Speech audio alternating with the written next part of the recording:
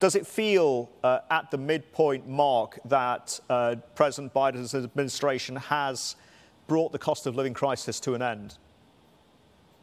Yeah, thanks for having me today.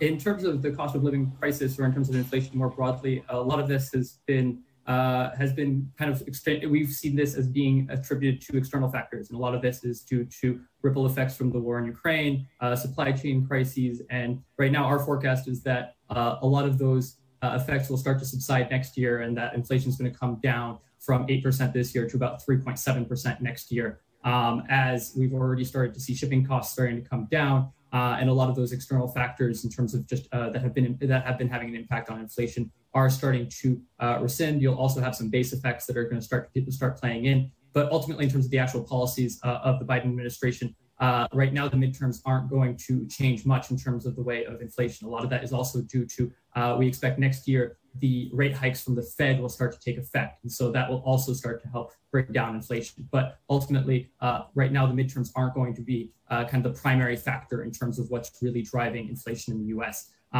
It's more in terms of where we're going to go in terms of economic spending and where we're going to go in terms of tax policy in the U.S. Where does the current setup in Congress, Cody, and it's still arguably still a fluid picture, isn't it, given the runoffs, where does it leave President Biden's economic agenda?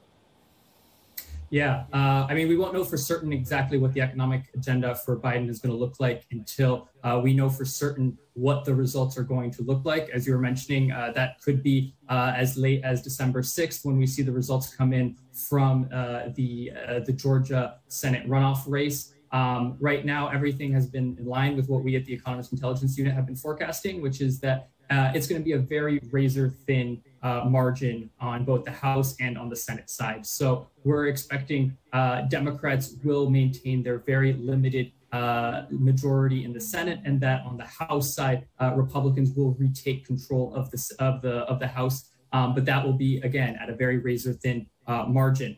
That's going to leave very few options ultimately for Democrats in terms of what they can do. Over the past 2 years, we did see a lot of bipartisanship in terms of bipartisan agenda that was focusing on infrastructure investment, that was focusing on the CHIPS Act to boost investment into semiconductor and semiconductor manufacturing capabilities. But now those are really the low-hanging fruit that both Democrats and Republicans could agree on. And there's no more of that low-hanging fruit that's really laying there, and no more really easy wins. Also, all eyes on both sides are going to be towards 2024 and the 2024 election, and they're not going to want to give an easy win to the other side. So we don't see any particular advancement in terms of bipartisanship and moving forward in terms of any particular focus there. Hi, I'm Emily Tan, and thanks for watching CNBC. You can check out more of our videos by clicking on the boxes on the screen, and don't forget to subscribe to the channel for more. Thanks for watching.